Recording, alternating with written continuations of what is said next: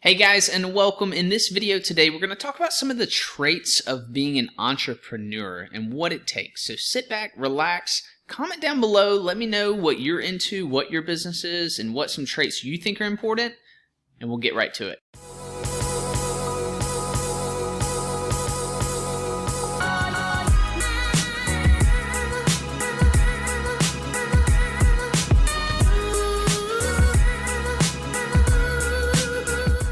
Alright guys, the first idea I'm going to discuss, it may seem kind of obvious being an entrepreneur, but it's really not. It's a little bit deeper than that, right? But you have to be a visionary. I often say that you shouldn't just think outside the box, but you should strive to destroy the box. And I do that as kind of as a jolter, as kind of a way to say, hey look man, you got to think differently. And there's here's the funny thing, it's kind of a paradox because there's a fine line to it as well.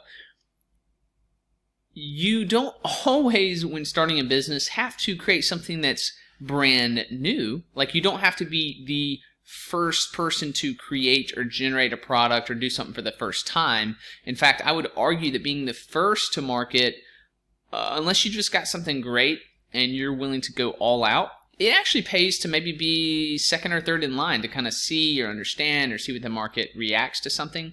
But when I say destroy the box, what I just mean is an everyday way of doing things, the way that you do things. You've probably heard businesses or people say, well, you know, we do it this way, it's just the way that we've always done it. And I'm sure if you are innovative or you destroy the box as a person, then you know that you've heard that and thought, oh my gosh, this business is not going to make it, right?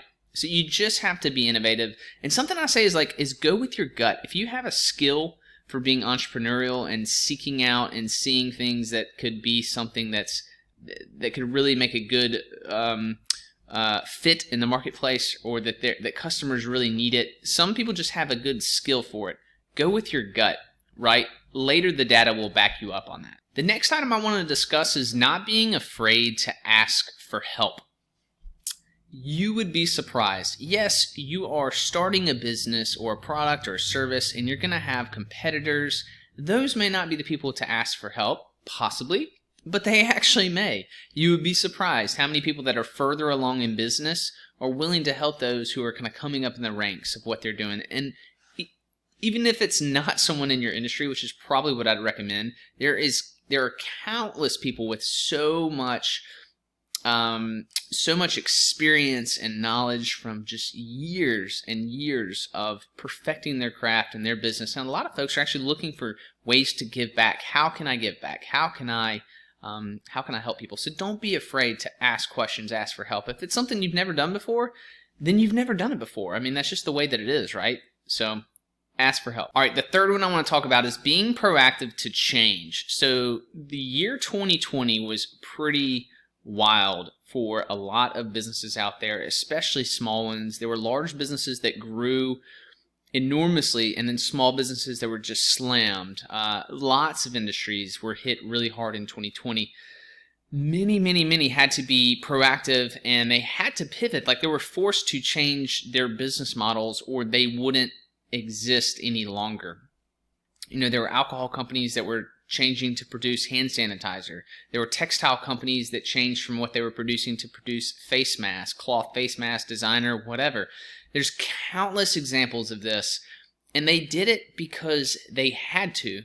They saw what was coming, and they realized if they kept the course and kept doing exactly what they were doing, it wasn't going to work, and they were going to go out of business. Like, they had the foresight to see that. They were visionaries. They destroyed the box, and they were willing to pivot and be proactive. All right, the fourth item, you better be good with money. You don't have to be an accountant or a CPA, but you better be good enough to understand cash flow. You better be good enough to understand and be able to forecast, okay, this is how much I'm going to need. You better be good enough to understand seasonality, that as you start to grow, if you're producing a product and you have to pay for it up front, you better be able to, understand how all that works. You don't have to be the expert, and you don't have to do it long enough. You just have to do it long enough to be able to hire someone in the position that can help you take it to the next level, right? It is kind of funny, though, because there are a lot of businesses that I've seen and where I've heard on podcasts where the owners will say things like, well, I knew we were doing okay. You know, there was more money in the account coming in than there was going out. And they speak in general terms like this. And that's okay. Like, that can happen. I mean, that's a good enough understanding, right? They're like, they just knew, well, I sell something for $100. It cost me $40. We're selling more than our expenses are, and so we're continuing on this uptick. I mean, maybe that's good enough, right? But just know the intricacies of money, of how it works, seasonality, forecasting, and you just have to be good with it. If you're not good with money on a personal level before starting your business, if you're like a small business or micropreneur, get help. Remember the last one, don't be afraid to ask for help. Ask for help. All right, and the last one is you better have some thick skin, okay? Just be ready. Be ready for bullets to come your way. The crazy thing is it could be your own friends and family and colleagues. It could be people in your industry. It could be media. As you grow, you'll get more of this, right? Like as you begin to grow, you'll have more people kind of firing at you, firing your way. I don't think they can make it. Is this the right idea? Did they do a smart thing? Did they treat these people correctly? You just have to be willing to have thick skin and take all of that for what it is and drown out the noise and focus on what you're doing. Stay true to your game plan, stay tight with it, and it'll all work out. So I'll link down below articles. If you're not sure even what you want to do as an entrepreneur, I'll link down some ideas, an article below for some ideas, some resources. I'll link up some productivity things. And man, I really look forward to connecting with you guys soon. Like the video, subscribe if you haven't already, and comment down below. I will interact with you. I'll answer those, and I look forward to connecting with you soon. Take care.